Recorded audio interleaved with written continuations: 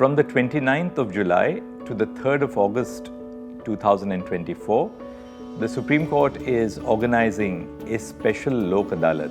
This is part of a series of activities which the Supreme Court is observing to commemorate the 75th year since the establishment of the Supreme Court. Most significantly, we are all as judges, as people dedicated to the institution of justice, concerned about the large backlog of cases. The Lok Adalat represents a very informal, technology-based solution to resolve cases involving our citizens to their satisfaction in a purely voluntary, consensual mode. Therefore, on behalf of all my colleagues and the staff of the Supreme Court, I would appeal to all citizens who have cases before the Supreme Court, all lawyers, advocates on record, to take the advantage and benefit of this opportunity in an attempt to resolve their cases speedily in a manner which is acceptable to every contesting party.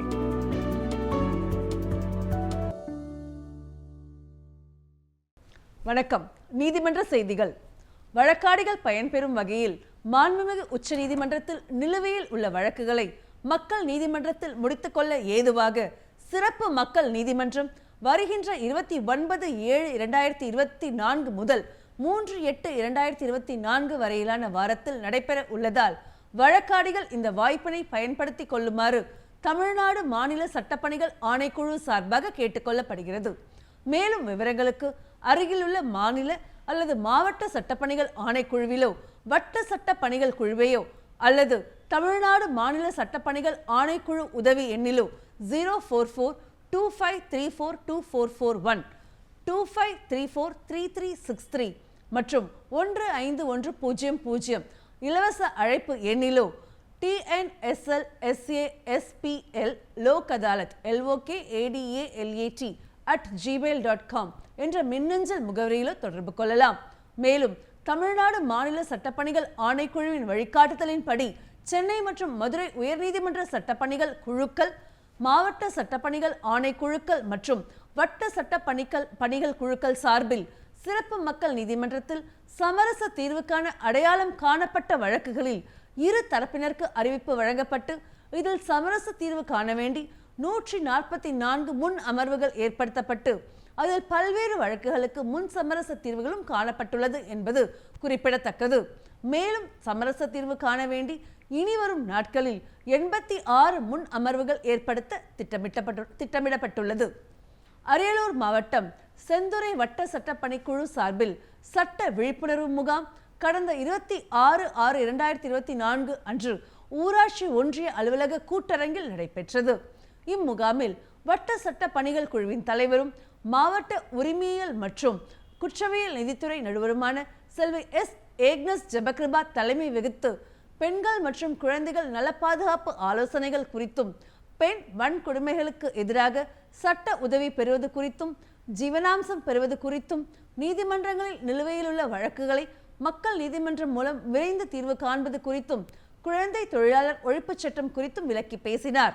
இம்முகாமில் வட்டார வளர்ச்சி அலுவலர் திரு ஜாகிர் உசைன், ஒருங்கிணைந்த வளர்ச்சி திட்ட அலுவலர் திருமதி புஷ்பவல்லி, வழக்கறிஞர் சங்க நிர்வாகிகள், வழக்கறிஞர்கள் மற்றும் பொதுமக்கள் உட்பட பலர் கலந்து கொண்டனர்.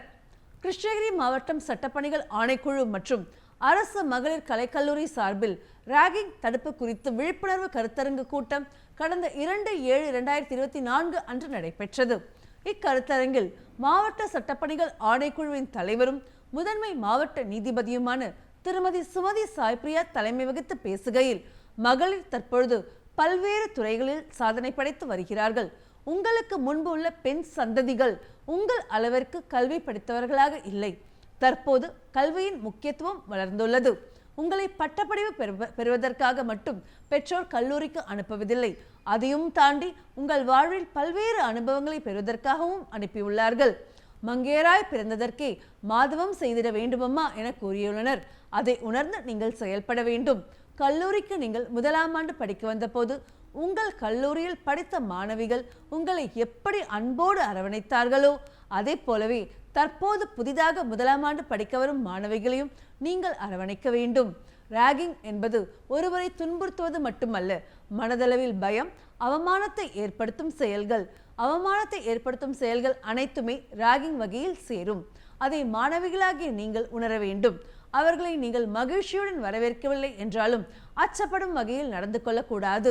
இது போன்ற நிகழ்வுகள் நடந்தால் மாவட்ட சட்டப்பணிகள் ஆணைக்குழுவிற்கோ கல்லூரி நிர்வாகத்திற்கோ உடனடியாக தெரிவிக்க வேண்டும் என்று அவர் பேசினார்.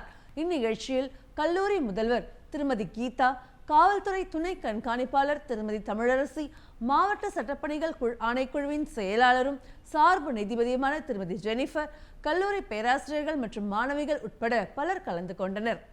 கடலூர் மாவட்டம் நெய்வேலி தாலுகாவில் நடைபெற்று வரும் 23வது புத்தக கண்காட்சியில் கடலூர் மாவட்ட சட்டப்பணிகள் ஆணைக்குழுவின் சார்பில் பொதுமக்களுக்கு சட்ட விழிப்புணர்வு ஏற்படுத்தும் வகையில் சட்டப்பணிகள் ஆணைக்குழுவின் செயல்பாடுகள் குறித்த புகைப்பட கண்காட்சி அரங்கை விருதாச்சலம் 3வது கூடுதல் மாவட்ட நீதிபதி திரு ரவிச்சந்திரன் கடந்த 10/7/2024 அன்று திறந்து வைத்தார். இந்நிகழ்ச்சியில் மாவட்ட சட்டப்பணிகள் ஆணைக்குழுவின் செயலாளரும் சார்பு நீதிபதியுமான திரு அன்வர் சதாத், நெய்வேலி வட்ட சட்ட பணிகள் குழுவின் தலைவரும் சார்பு நீதிபதியுமான திருமதி உமா மகேஸ்வரி, நெய்வேலி மாவட்ட உரிமையியல் மற்றும் குற்றவியல் நிதித்துறை நடுவருமான திரு பிரவீன்குமார், NLC இந்தியா நிறுவனத்தின் செயல் இயக்குனர் திரு ஹேமந்த் குமார் ஆகியோர் கலந்து கொண்டனர். இப்புகைப்பட கண்காட்சிக்கு தினந்தோறும் வருகை தரும் பொதுமக்களுக்கு சட்ட விழிப்புணர்வை ஏற்படுத்தும் வகையில் சட்டப்பணிகள் ஆணைக்குழுவின் பட்டியல் வழக்கறிஞர்கள், சட்ட மற்றும் சட்ட தன்னார்வலர்கள் நியமிக்கப்பட்டு பொதுமக்களுக்கு சட்ட ஆலோசனைகள் வழங்கி அவரவர்களுக்கு சட்ட விழிப்புணர்வு வாசகம் அடங்கிய துண்டு பிரசுரங்கள் விநியோகிக்க ஏற்பாடு செய்யப்பட்டுள்ளது. தஞ்சாவூர் மாவட்ட சட்டப்பணிகள் ஆணைக்குழு சார்பில் சர்வதேச நீதி தினத்தை முன்னிட்டு சட்ட விழிப்புணர்வு முகாம் திட்டை கிராமத்தில் கடந்த 10/7/2024 அன்று நடைபெற்றது. இம்முகாமில் மாவட்ட சட்டப்பணிகள் ஆணைக்குழுவின் பட்டியல் வழக்கறிஞர்கள் திரு சுரேஷ் மேத்தா, திருமதி சிந்தியா வேதா ஆகியோர் கலந்து கொண்டு அடிப்படை சட்டங்கள் மற்றும் சட்டப்பணிகள் ஆணைக்குழுவின் செயல்பாடுகள் குறித்து விளக்கி பேசினர். இந்நிகழ்ச்சியில் சுமார் 120க்கும் மேற்பட்ட கிராம பொதுமக்கள் இம்முகாமில் கலந்து கொண்டு பயன்பெற்றனர். இத்துடன் நீதிமன்ற செய்திகள் நிறைவடைகிறது. நன்றி, வணக்கம்.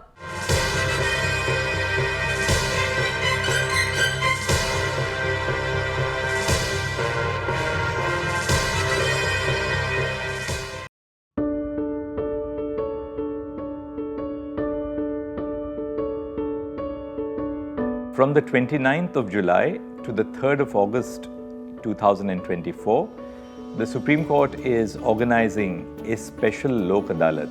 This is part of a series of activities which the Supreme Court is observing to commemorate the 75th year since the establishment of the Supreme Court. Most significantly, we are all as judges, as people dedicated to the institution of justice, concerned about the large backlog of cases. The Lok Adalat represents a very informal, technology-based solution to resolve cases involving our citizens to their satisfaction in a purely voluntary, consensual mode. Therefore, on behalf of all my colleagues and the staff of the Supreme Court, I would appeal to all citizens who have cases before the Supreme Court, all lawyers, advocates on record, to take the advantage and benefit of this opportunity in an attempt to resolve their cases speedily in a manner which is acceptable to every contesting party.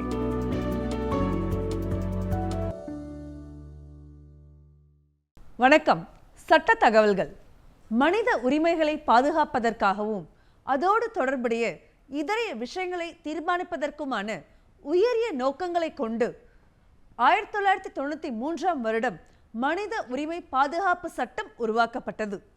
தேசிய மனித உரிமை ஆணையம், மாநில மனித உரிமை ஆணையம் மற்றும் மனித உரிமை நீதிமன்றங்களை நிறுவுவதன் மூலம் மேற்கூறிய நோக்கங்களை அடைய இச்சட்டத்தில் வழிகோலப்பட்டுள்ளது. மனித உரிமைகள் என்பது என்ன?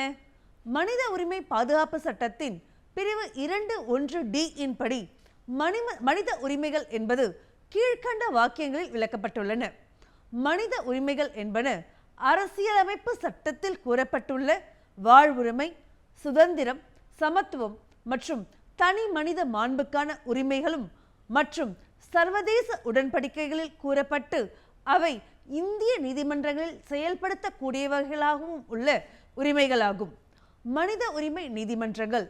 மனித உரிமை மீறல்களால் ஏற்படும் குற்றங்களை விரைவில் விசாரிப்பதற்காக மாநில அரசுகள் உயர்நீதிமன்ற தலைமை நீதிபதிகளின் ஒப்புதலோடு அறிக்கை செய்வதன் மூலம் ஒவ்வொரு மாவட்டத்திற்கும் அமர்வு நீதிமன்றத்தை செஷன்ஸ் கோர்ட் மனித உரிமை நீதிமன்றமாக அறிவிக்கலாம். அவ்வாறு செய்யும் அறிக்கை அல்லது ஏற்கனவே ஒரு அமர்வு நீதிமன்றம் சிறப்பு நீதிமன்றமாக அறிவிக்கப்பட்டிருந்தாலோ அல்லது இப்படிப்பட்ட வேறு குற்றங்களை விசாரிப்பதற்கென சட்டங்களின் கீழ் சிறப்பு நீதிமன்றங்கள் அமைக்கப்பட்டிருந்தாலோ பிரிவு 30 படியான வழிமுறைகள் தேவையில்லை. அரசியலமைப்பு சட்டம் பகுதி 3 கூறப்பட்டுள்ள அடிப்படை உரிமைகள் மற்றும் ஐக்கிய நாட்டு சபையால் உருவாக்கப்பட்ட சர்வதேச உடன்படிக்கைகளிலிருந்து பெறப்படும் உரிமைகளை மனித உரிமை பாதுகாப்பு சட்டப்பிரிவு 2(1)D கூறுகின்றது. அவற்றிலிருந்து அரசியலமைப்பு சட்டப்பிரிவு 226 படி உயர்நீதிமன்றம் தலையிடுவது போல மனித உரிமை மீறல் நடக்கின்ற அனைத்து நிகழ்வுகளிலும் மாவட்ட மனித உரிமை நீதிமன்றங்கள் தலையிட இயலாது. மனித உரிமை நீதிமன்றங்களின் அதிகார வரம்பானது சட்டத்தின் கீழ் குற்றமென கொள்ளத்தக்க மீறல்களை மட்டுமே விசாரிப்பதாகும். இந்நாட்டில் நடக்கின்ற மனித உரிமை மீறல்களை கையாளுவதற்காக தேசிய மனித உரிமை ஆணையம், மாநில மனித உரிமை ஆணையம் மற்றும் மனித உரிமை நீதிமன்றம் ஆகிய 3 அமைப்புகளை பற்றி மனித உரிமை பாதுகாப்பு சட்டம் கூறுகிறது. தேசிய மற்றும் மாநில மனித உரிமை ஆணையங்களின் அமைப்பு மற்றும் அதிகாரம் குறித்து பகுதிகள் 2 மற்றும் 5 விரிவாக கூறப்பட்டுள்ளன. தேசிய ஆணையத்திற்கு பொருந்தும் பல பிரிவுகள் மாநில ஆணையத்திற்கும் பொருந்தும் என பிரிவு 27 விளக்கமளிக்கிறது. ஆணையங்களின் 10 விதமான பணிகளை பற்றி பிரிவு 12 கூறப்பட்டுள்ளது. அகில உலக உடன்படிக்கைகள், ஒப்பந்தங்களை ஆய்வு செய்து அதனை செயல்படுத்துவதற்கான பரிந்துரைகளை வழங்கும் பணி தேசிய ஆணையத்தை சேர்ந்தது. அப்பணி மாநில ஆணையத்திற்கு கிடையாது. அதுபோலவே புகார் குறித்து விசாரிக்கும் அதிகாரத்தை பிரிவு 17 விளக்குகிறது. அதில் தேசிய ஆணையம் தேவைப்படும் தகவல்களை மத்திய மாநில அரசுகள் அல்லது அதன் கீழுள்ள அதிகார அமைப்புகளிடமிருந்து கேட்டு பெறலாம். ஆனால் மாநில ஆணையமோ தான் செயல்பட்டு வரும் மாநில அரசிடமிருந்து தவிர வேறெங்கும் தகவல்கள் கேட்டு பெற இயலாது. ஆணையாளர்களுக்கான அதிகாரங்களை பற்றிய பிரிவுகளை பார்க்கும்போது விசாரணை ஆணைய சட்டம் போன்ற அதிகாரம் மட்டுமே பெற்றுள்ளது தெரிகிறது. மனித உரிமை நிலை குறித்து மத்திய மாநில அரசுகளுக்கு தெரிவிக்கும் அமைப்பாக இருக்கிறதே தவிர இறுதி தீர்ப்பு வழங்கும் அதிகாரம் பெற்ற அமைப்பாக இல்லை. அரசுகள் மற்றும் பொதுமக்களிடையே மனித உரிமைகள் குறித்த விழிப்புணர்வு ஏற்படுத்தும் நோக்குடன் மனித உரிமை மீறல்கள் குறித்த நிலையான விசாரணை குழுவாக தான் தேசிய மற்றும் மாநில மனித உரிமை ஆணையங்கள் உள்ளன. ஆணையங்களின் பணிகள் மற்றும் அதிகாரங்கள் குறித்து பிரிவு 12 கீழ்கண்ட அதிகாரங்களை வரையறுக்கிறது. மனித உரிமை மீறல்களுக்கு உடந்தையாக இருப்பது, அவ்வாறான குற்றங்களை தடுக்காமல் அரசு ஊழியர் கவனக்குறைவாக இருப்பது ஆகியன குறித்து ஆணையம் விசாரிக்கும். இவ்விசாரணை அதிகாரத்தை தானாகவோ அல்லது பாதிக்கப்பட்டவர் கொடுக்கும் மனுவின் பேரிலோ அல்லது பாதிக்கப்பட்டவர் சார்பாக எவர் ஒருவர் புகார் செய்தாலும் பயன்படுத்தலாம். இப்பிரிவின் தனித்தன்மை என்னவெனில், மனித உரிமை மீறல்களால் விளையும் குற்றம் அஃது பிடியாணையின்றி கைது செய்யும் குற்றமாயினும், பிடியாணை இருந்தால் மட்டுமே கைது செய்யக்கூடிய குற்றமாயினும் cognizable offense or non-cognizable offense, அல்லது அப்புகாரினை பாதிக்கப்பட்டவர் அல்லது அவர் சார்பாக வேறு யார் புகார் செய்தாலும் அது குறித்து விசாரிக்கும் அதிகாரம் ஆணையத்திற்கு உள்ளது. ஆணைய நடைமுறை விதிகள். ஆணையத்திற்கு வரும் புகார்களை விசாரிப்பதற்கான வழிமுறைகளை தீர்மானிக்கும் அதிகாரம் பிரிவு 10 உள்பிரிவு 2 படி ஆணையத்திற்கே வழங்கப்பட்டுள்ளது. அதிகாரத்தை பயன்படுத்தி ஆணையமானது தேசிய மனித உரிமை ஆணைய நடைமுறை விதிகள் 1994 என ஏற்படுத்தியுள்ளது. புகார்கள் எந்த வடிவத்தில் வரப்பெற்றாலும் கிடைத்த 2 வாரங்களுக்குள் அப்புகாரினை விசாரணைக்கு எடுத்துக் கொள்ளலாமா என்பதை தீர்மானிப்பதற்காக 2 உறுப்பினர்களை கொண்ட குழு பரிசீலிக்கும். அப்புகார்களில் ஓராண்டுக்கு முன்னதாக நடந்த சம்பவங்களை பற்றிய புகார்கள், ஏற்கனவே நீதிமன்ற விசாரணையில் உள்ள புகார்கள், பொருளற்ற அனாமதேய புகார்கள் அல்லது சின்னஞ்சிறு சம்பவங்கள் குறித்த புகார்கள் அல்லது ஆணையத்தின் அதிகார வரம்புக்குள் வராத பொருள் குறித்த புகார்களை ஆணையம் விசாரணைக்கு எடுத்துக்கொள்ளாது. புகார்கள் மீது எந்தவித கட்டணமும் வசூலிக்கப்படக்கூடாது. புகாரினை குறித்த முழு விபரமும் தெரியும் வகையில் முயற்சிகள் மேற்கொள்ளப்பட வேண்டும். ஆணையம் உடனடி நடவடிக்கை எடுப்பதற்கு ஏதுவாக புகார் ஆங்கிலத்திலோ இந்தியிலோ இருக்க வேண்டும். எனினும் அரசியலமைப்பு சட்டத்தின் 8வது பட்டியலில் உள்ள எந்த ஒரு மொழியிலும் புகார் இருக்கலாம். மேற்கொண்ட தகவல்களையோ புகாருக்கு ஆதாரமாக பிரமாண வாக்குமூலங்களையோ ஆணையம் கேட்டு பெறலாம். ஆணையம் விரும்பினால் தொலைவரி மற்றும் தொலைநகல் அச்சு ஃபேக்ஸ் மூலம் வரும் புகார்களையும் ஏற்று விசாரிக்கலாம். தனக்கு வரும் புகார்களை தள்ளுபடி செய்யும் அதிகாரம் ஆணையத்திற்கு உண்டு. புகாரினை விசாரணைக்கு எடுத்துக்கொள்ளும் போது நீதி விசாரணை மேற்கொள்வதா அல்லது மேற்கொண்டு தகவல் பெற புலன் விசாரணையை தொடர்வதா என்பதை குறித்து ஆணையம் அல்லது ஆணைய தலைவர் உத்தரவிடலாம். தலைவர் அல்லது ஆணையம் நீதி விசாரணை அல்லது புலன் விசாரணை மேற்கொள்வதென தீர்மானித்த பின் தொடர்புடைய அரசு அல்லது அதிகார அமைப்புகளிடமிருந்து அறிக்கை அல்லது விமர்சனங்களை குறிப்பிட்ட கால வரம்புக்குள் கேட்டு பெறலாம். தொடர்புடையவர்களிடமிருந்து அறிக்கை அல்லது விமர்சனம் பெற்ற பிறகு ஆணையத்தின் பரிசீலனைக்காக வழக்கு குறித்த விரிவான குறிப்பு தயாரிக்கப்பட வேண்டும். பிரிவுகள் 18 மற்றும் 19 கூறியுள்ளபடி ஆணையத்தின் வழிகாட்டல்கள் மற்றும் பரிந்துரைகளை தொடர்புடைய அரசு அல்லது அதிகார அமைப்புகளுக்கும் மனுதாரருக்கும் தெரிவிக்க வேண்டும். தங்கள் முன் உள்ள வழக்கை முறையாக தீர்த்து வைக்க ஆணையம் தேவையென கருதுகிற போது மனுதாரர் அல்லது மனுதாரர் சார்பாக எவர்களையேனும் நேரடியாக விசாரிக்கலாம். ஆவணங்களையும் சாட்சிகளையும் பரிசீலிக்கலாம். யாருடைய நடவடிக்கை குறித்து விசாரிக்கப்படுகிறதோ அவருக்கு சாட்சிகளை குறுக்கு விசாரணை செய்வதற்கான வாய்ப்பு தரப்பட வேண்டும். ஆணையத்தால் அமைக்கப்பட்ட குழுவால் புலன் விசாரணை மேற்கொள்ளப்பட்டால் விசாரணை முடிந்து 1 வார காலத்திற்குள் அறிக்கை அளிக்கப்பட வேண்டும். தேவையெனில் ஆணையத்தின் உத்தரவுப்படி கால அவகாசம் நீட்டிக்கப்படலாம். அறிக்கை திருப்தியாக இல்லாத போது மீண்டும் விசாரிக்க உத்தரவிடலாம். விசாரணையின் போது சாட்சியங்களை பதிவு செய்யலாம். தலைவரின் வேண்டுகோளின்படி ஆணையமோ அதன் உறுப்பினர்களோ சம்பவ இடத்தை பார்வையிட செல்லலாம். இது குறித்த அறிக்கையை இயன்ற அளவு விரைவாக ஆணையத்திடம் ஒப்படைக்க வேண்டும். விசாரணைக்கான அதிகாரம் மனித உரிமை பாதுகாப்பு சட்டம் பிரிவு 13 விசாரணைக்கான அதிகாரங்கள் பற்றி கூறுகிறது. நடைமுறை தேவைகளை முன்னிட்டு 1908ஆம் வருடத்து உரிமையியல் நடைமுறை சட்டப்படி சிவில் ப்ரொசீஜர் கோட் உரிமையியல் நீதிமன்றங்களாகவே கருதப்பட்டு அவ்வதிகாரங்களை கொண்டு செயல்படும். குறிப்பாக சாட்சியங்களுக்கு அழைப்பானை அனுப்பி சத்தியத்தின் பேரில் சாட்சியம் பதியவும், ஆவணங்களை தேடி தாக்கல் செய்ய உத்தரவிடவும், பிரமாணத்தின் பேரில் சாட்சியம் பெறவும், நீதிமன்றம் அல்லது பிற அலுவலர்களிடமிருந்து பொது ஆவணங்கள் அல்லது அதன் நகல் கேட்டு பெறவும், சாட்சியங்கள் மற்றும் ஆவணங்களை பரிசோதிக்க ஆணையங்கள் அமைக்கவும் அதிகாரம் உண்டு. மேலும் இந்திய தண்டனை சட்ட பிரிவுகள் 176 மற்றும் 177 கூறியுள்ளபடி விசாரிக்கப்படும் பொருள் குறித்த தகவல்களை சிலருக்கு சட்ட பாதுகாப்பு தந்திருந்த போதிலும் அதற்குட்பட்டு கேட்டு பெறலாம். ஆணையமோ அரசிதழில் பதிவு பெற்ற அதிகாரியோ விசாரணை தொடர்பான ஆவணங்கள் கிடைக்கும் என்று நம்புகின்ற இடங்கள் மற்றும் கட்டிடங்களில் சோதனை இடவும், ஆவணங்களை கைப்பற்றவும் அல்லது நகலெடுக்கவும் குற்ற விசாரணை முறை சட்ட பிரிவு 100க்கு கீழ் உட்பட்டு அதிகாரம் உண்டு. ஆணையம் வழக்கு குறித்து புலன் விசாரணை நடத்த விரும்பும் பட்சத்தில் மத்திய அல்லது மாநில அரசுகளின் ஒப்புதலோடு அவற்றின் அதிகாரிகள் அல்லது விசாரணை அமைப்புகளை பயன்படுத்தி கொள்ளலாம். அவ்வாறு விசாரணை நடத்தும் அதிகாரிகள் குறிப்பிட்ட காலத்திற்குள் ஆணையத்திற்கு அறிக்கை சமர்ப்பிக்கப்பட வேண்டும். அவ்வறிக்கை சரியானதுதானா என்பதை விசாரணை நடத்திய அதிகாரிகளை விசாரிப்பதன் மூலம் ஆணையம் உறுதிப்படுத்திக் கொள்ள வேண்டும்.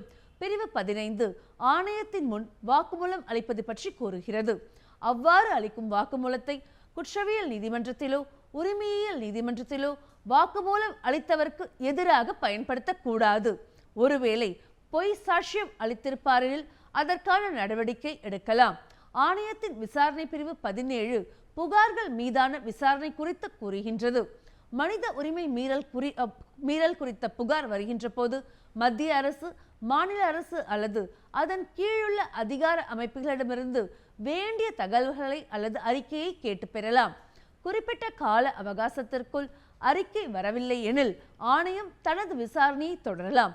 அறிக்கை வரப்பெற்று மேல் விசாரணை தேவையில்லை என்று ஆணையம் கருதினாலோ அல்லது சம்பந்தப்பட்ட அரசுகள் தேவையான நடவடிக்கைகளை எடுத்து வருகிறது என்று தெரிய வந்தாலோ ஆணையம் அப்புகார் மீது நடவடிக்கை எடுக்க வேண்டியதில்லை. புகார் கொடுத்தவருக்கு மேற்குறித்த தகவல்களை தெரிவித்தால் போதுமானது. விசாரணைக்கு பின் ஆணையம் எடுக்க வேண்டிய நடவடிக்கைகளை குறித்து பிரிவு 18 விவரிக்கின்றது.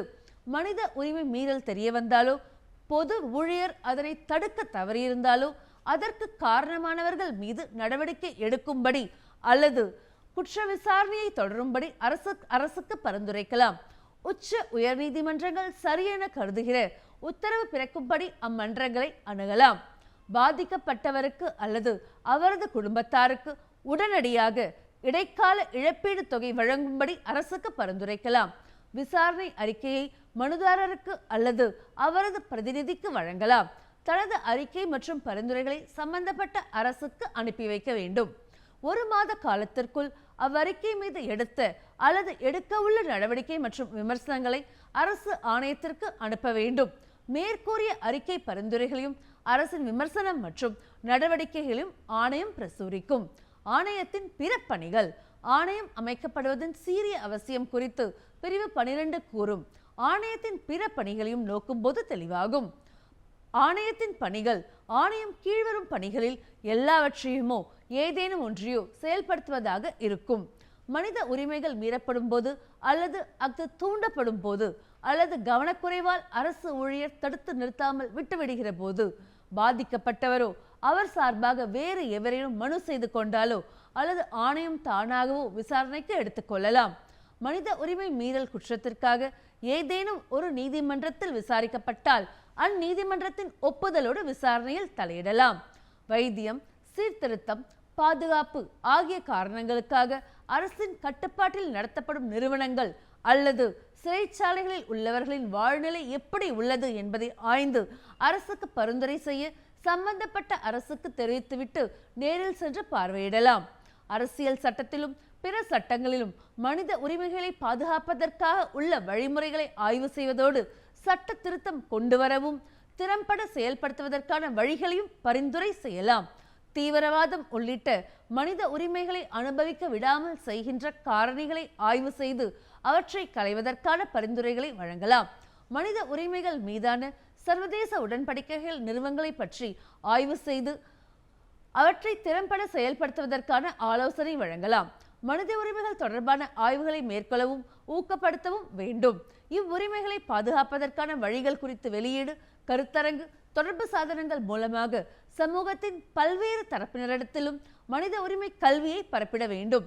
மனித உரிமை தொடர்பாக பணியாற்றும் அரசு சாரா அமைப்புகள் மற்றும் நிறுவனங்களின் முயற்சிகளை ஊக்கப்படுத்த வேண்டும் மற்றும் மனித உரிமைகளை பேணுவதற்கு தேவையானப்படுகிற பிற காரியங்களும் ஆணையை மேற்கொள்ள வேண்டும். மேற்கூறிய ஒவ்வொன்றும் பணிகள் கொண்டிருப்பதால் விவரிக்க வேண்டியதில்லை. உட்பிரிவு 20 மற்றும் ஆகியவற்றில் மனித உரிமை பற்றி கூறுவது பிரிவுகள் 2(1)D மற்றும் 30 ஆகியவற்றில் கூறிய பொருளில் வருவன. ஆனால் உட்பிரிவுகள் 4 மற்றும் I ஆகியவற்றில் மனித உரிமைகளை வளர்ப்பதற்கான வழிமுறைகளை பரிந்துரைக்க கூறுகிறது. ஒரே பதம் பல்வேறு சட்டங்களில் வேறுபட்ட இடநேர்வில் மாறுபட்ட பொருள் பெறுகிறது. எனவே சமுதாயம் அமைதியிலும் பரஸ்பர இசைவிலும் வாழ அரசு நிறுவனங்களில் செயல்பாடுகளில் அன்றாடம் நிகழ்த்தப்படும் மனித உரிமை மீறல்களை கண்டு பயத்தில் வாழ்வோருடைய அச்சத்தை நீக்கிடவும் வேண்டிய வழிவகை செய்வதே நிலைத்த விசாரணை குழுவாக செயல்படும் ஆணையங்களின் பயனும் நோக்கமும் ஆகும். வழக்கு தொடுக்கலாம் என்ற கொள்கையில் பாதிக்கப்பட்டவரை தவிர வேறு யாரும் முறையிடலாம் என்கிற வகையில் தளர்வு காட்டுவது மனித உரிமை பாதுகாப்பு சட்டத்தால் ஏற்றுக்கொள்ளப்படுகிறதா என்பதாகும். பாதிக்கப்பட்டவர்கள் பரிகாரம் பெற தேவையான தகுநிலை குறித்து மனித உரிமை பாதுகாப்பு சட்டத்தில் வழிமுறைகள் எதுவும் குறிப்பிட்டு கூறப்படவில்லை. எனினும் பிரிவு 12A மனித உரிமை மீறல் குற்றங்களை விசாரிப்பதற்கான அதிகாரத்தை ஆணையத்திற்கு வழங்குகிறது. அதன்படி ஆணையம் தானாகவோ பாதிக்கப்பட்டவர் மனு செய்து கொண்டாலோ அல்லது பாதிக்கப்பட்டவர் சார்பில் யாரும் மனு செய்து கொண்டாலோ விசாரிக்க அதிகாரம் அளிக்கப்பட்டுள்ளது. எனவே ஆணையம் தானாகவோ பாதிக்கப்பட்டவர் மட்டுமல்லாமல் பாதிக்கப்பட்டோர் சார்பாக யார் மனு செய்து கொண்டாலும் பிடியாணையின்றி கைது செய்யக்கூடிய குற்றமாக இருப்பினும் அல்லது பிடியாணை இன்றி கைது செய்த முடியாத குற்றமாக இருந்தாலும் மேற்கூறிய 3இல் ஏதாவது ஒரு வழியில் விசாரணைக்கு எடுத்துக்கொள்ளலாம். எனவே மனித உரிமை ஆணையத்தின் முன் மனு செய்து கொள்வது குறித்த தகுநிலை கட்டுப்பாடுகளில் மனித உரிமை பாதுகாப்பு சட்டம் ஓரளவிற்கு தளர்வு அளித்திருப்பது தெரிகிறது. மனித உரிமை பாதுகாப்பு சட்டத்தின் பிரிவு 39, 31 மனித உரிமை நீதிமன்றங்களில் வழக்கை நடத்துவதற்காக சிறப்பு அரசு வழக்கறிஞரை நியமிப்பது பற்றி கூறுகிறது. அரசிதழில் வெளியிடுவதன் மூலம் அரசு வழக்கறிஞரை குறிப்பிடவோ அல்லது 7 ஆண்டுகள் வழக்கறிஞராக அனுபவமுள்ளவரை சிறப்பு அரசு வழக்கறிஞராக நியமிக்கவோ மாநில அரசுக்கு அதிகாரம் அளிக்கப்பட்டுள்ளது. இதில் எம்முறையில் நியமனம் செய்ய வேண்டும் என்ற முடிவை மாநில அரசுகள் எடுக்க வேண்டும். நேயர்களே, சட்டம் சம்பந்தமான கேள்விகளை அனுப்ப வேண்டிய முகவரி: உறுப்பினர் செயலாளர், தமிழ்நாடு மாநில சட்டப்பணிகள் ஆணைக்குழு, வடக்கு கோட்டை சாலை, மெட்ராஸ் உயர்நீதிமன்ற வளாகம், சென்னை 600104. இந்நிகழ்ச்சிகளை யூடியூபில் பார்க்க டிடி தமிழ் நீதிமன்ற செய்திகள் என்ற பக்கத்தில் பார்க்கலாம். மேலும் சட்ட உதவிக்கு தேசிய சட்டப்பணிகள் ஆணைக்குழு உதவி எண் 15100 என்ற எண்ணை தொடர்பு கொள்ளவும். இத்துடன் சட்ட தகவல்கள் நிறைவடைகிறது. நன்றி, வணக்கம்.